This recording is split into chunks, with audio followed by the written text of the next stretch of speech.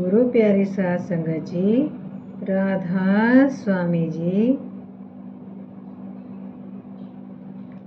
हजूर जी की यूरोप यात्रा 1962। बहुत समय से यूरोप के सत्संगी हजूर जी को पत्र पर पत्र लिखे जा रहे थे और विनती कर रहे थे कि हजूर वहां आकर दर्शन दें। ये सिलसिला सन 1953 से ही चल रहा था। कुछ वर्षों बाद इंग्लैंड की संगत ने एक साझा प्रार्थना पत्र भी हजूर जी की सेवा में भेजा। फिर सन 1961 में जब वहां के कुछ भारतीय व ब्रिटिश सत्संगी एक पूरा हवाई जहाज चार्टर करके हजूर जी के दर्शन के लिए डेरे आए, तो उन्होंने एक बार फिर प्रार्थना की। सच्चे दिल का प्रेम अपना असर किए बिना नहीं रह सकता। हजूर जी ने इंग्लैंड आने की मंजूरी दे दी। हजूर महाराज जी ने 19 अप्रैल 1962 को यूरोप यात्रा के लिए डेरे से प्रस्थान किया। प्रोफेसर जनक राजपुरी हजूर जी के साथ सेक्रेटरी के रूप में गए। बम्बई से 21 अप्रैल को हवाई जहाज द्वारा चलकर रास्ते में ईरान,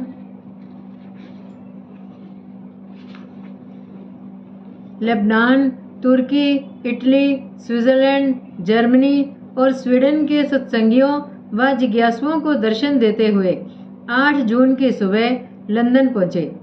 यहाँ मैं हजूर जी की इस यात्रा का विस्तार से वर्णन नहीं करूँगा, क्योंकि कर्नल सैंडर्स इस यात्रा के संबंध में एक पुस्तक छपवा चुके हैं। हजूर जी का अनुरोध था कि उनके आने पर किसी प्रकार का दिखावा, स्वागत समारोह आदि न किया जाए। सत्संग की व्यवस्था में सादगी हो तथा किसी प्रकार का प्रचार न किया जाए। सत्संगियों से ये भी कहा गया था कि एयरपोर्ट पर न आए, परंतु फिर भी 50 से अधिक व्यक्ति वहां मौजूद थे। एयर वाइस मार्शल सोंधी भी अपनी कार लेकर एयरपोर्ट पर आए हुए थे, जिनके घर हजूर जी के निवास का प्रबंध था। पास ही एक बड़ा हॉल किराए पर लिया गया था, जिसमें लगभग 250 सत्संगी और जिज्ञासु दर्शनों के लिए शांति पूर्वक बैठे थे। हजूर जी एयरपोर्ट से सीधे वहीं गए और 20-25 मिनट बैठकर संगत को दर्शन दिए। एक अंग्रेज मित्र ने उस समय का चित्र इन शब्दों में खींचा है। सबकी आंखें सतगुरु के मुख पर टिकी थी, जबान बंद थी, हृदय प्रेम से धड़क रहे थे। इंसान के जीवन में ऐसे अनमोल क्षण कभी कभी ही आते हैं। हमारे देश पर पहले कई बार हमले हुए और उस पर विजय प्राप्त करने की कोशिश की गई, परंतु जिस प्रकार इस बार हजूर महाराज जी ने अपने प्रेम से इस देश पर पूरी तरह विजय प्राप्त की है, इसकी मिसाल नहीं मिलती। एक और सज्जन ने सोंधी साहिब के निवास स्थान के बारे में लिखा है, वह स्थान रेल के ऐसे स्टेशन के समान लगता था जो यात्रियों से खचाखच भरा हो। वहां सारा दिन लोग आते और जाते रहते तथा भौतिक व आत्मिक भोजन भरपेट पाते। दूसरे देशों से भी बहुत से सत्संगी लंदन आ पहुंचे थे। सर कॉलिन गार्बेट और श्री सैम बूजा 10-12 सत्संगियों के साथ दक्षिणी अफ्रीका से आए हुए थे।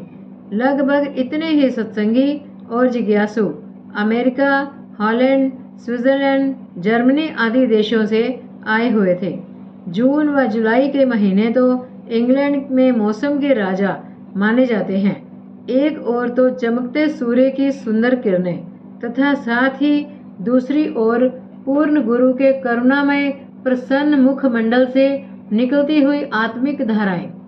दोनों के संगम ने लंदन के उस वातावरण को स्वर्ग के समान आनंदमय बना दिया था। सबके हृदय प्रसन्नता से भरपूर थे, चेहरे मुस्कान और प्रसन्नता से खिल रहे थे और मार्शल सोंधी का घर प्रकाश से भरपूर था। 9 जून से 26 जून तक हजूर जी ने लंदन तथा आसपास के स्थानों पर सत्संग की अमृत वर्षा की और कुछ स्थानों पर नामदान भी दिया। इंग्लैंड में भारतीय सत्संगी भी काफी संख्या में हैं, जो वहां रहकर नौकरी, व्यापार आदि करते हैं। उनके लाभ के लिए हजूर जी ने 2-3 सत्संग हिंदुस्तानी भाषा में भी किए।